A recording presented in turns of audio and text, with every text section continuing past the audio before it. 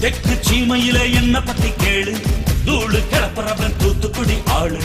ராசா எட்டு வச்சா படபடக்கும் கூறு, லேசா கண்ணடிச்சா வெடி வெடிக்கும் ஆறு. தீபாவளி தல தீபாவளி, தீபாவளி தல தீபாவளி.